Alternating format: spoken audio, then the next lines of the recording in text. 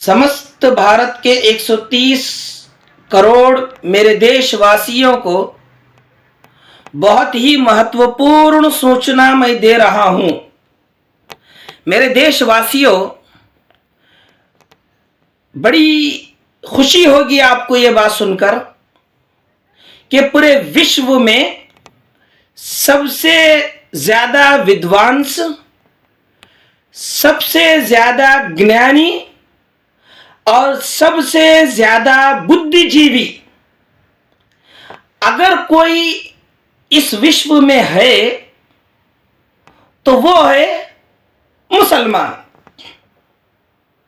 अब आप ये सवाल करेंगे कि मुसलमान कैसे सबसे ज्यादा बुद्धिजीवी हो सकता है?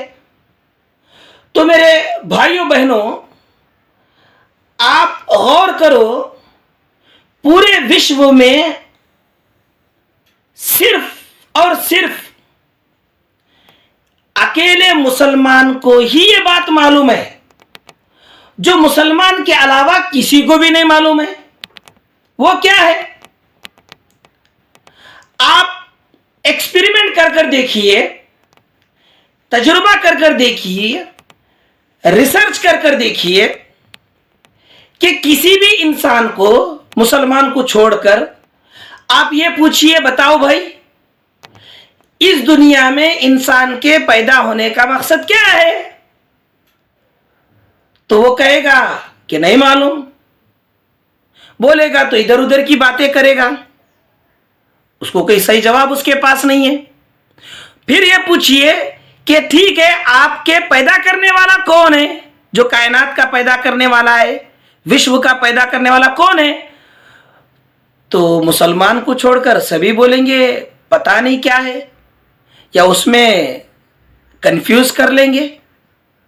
फिर उससे यह पूछिए कि बताओ भाई, कंप्लीट तुम्हारी जिंदगी के लिए आइडियल कौन है? कैरेक्टर के लिए बेस्ट कैरेक्टर और कंप्लीट आइडियल कौन है तुम्हारा? तो कंफ्यूज हो जाएंगे, सही तरीके से जवाब नहीं देंगे। आप उनसे ये पूछिए कि भाई, तुम इंतकाल कर जाओगे, दुनिया की जिंदगी छोड़ जाओगे एक दिन, तो कहां जाओगे? तो इसमें भी लोग कंफ्यूज हो जाएंगे, उनको कोई जवाब नहीं होगा उनके पास। मगर आप एक मुसलमान को पूछिए, बताओ भाई ये इन सवालात के आप जवाब दीजिए, तो बगैर कंफ्यूजन के, बगैर किसी डाउट के, बड़ी ही होप के साथ कॉन्फिडेंटली मुसलमान जवाब देगा कि हम तो, हमारी जिंदगी का मकसद अल्लाह की इबादत करना है।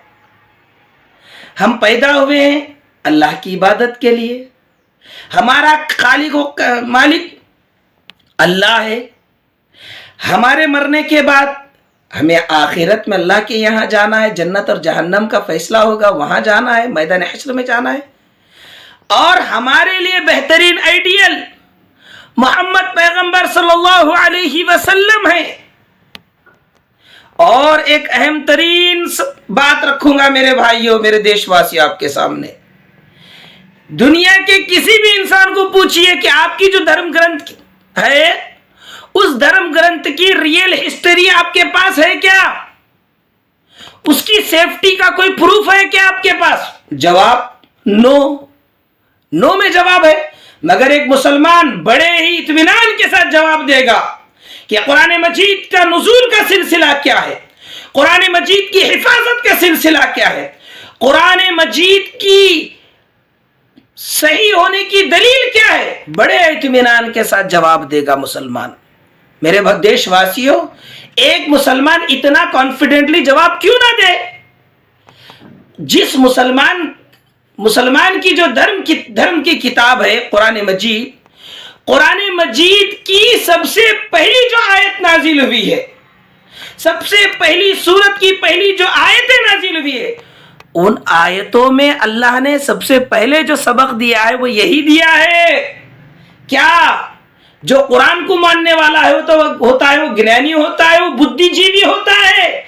ये अल्लाह ने सबसे पहले नाजिल किया है। ये बात अल्लाह ने कहा, इक़रा बिस्मि रब्बिकल्लज़ी खलक़ खलक़ल इंसाना मिन अलक़ इक़रा व रब्बुकल अकरम الذی علم بالقلم علم الانسان ما لم يعلم.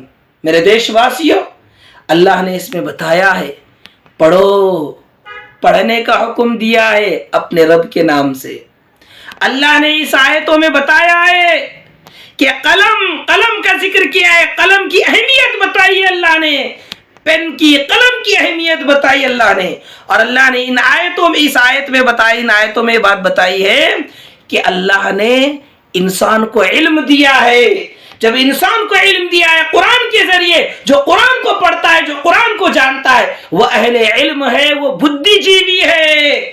میرے دیش واسیوں سمجھ لو، سمست دیش واسیوں کو یہ سندیش دے دو کہ بھارت کا مسلمان بھی بدھی جیوی ہے، بھارت کا مسلمان بھی بدھی جیوی ہے، بھارت کا مسلمان بھی بدھی جیوی ہے. سمست بھارت واسیوں کو یہ سندیش پہنچا دو. قرآن نے بتایا ہے سمست بھارت کے دیش واسیوں کو. دھنیہ واد.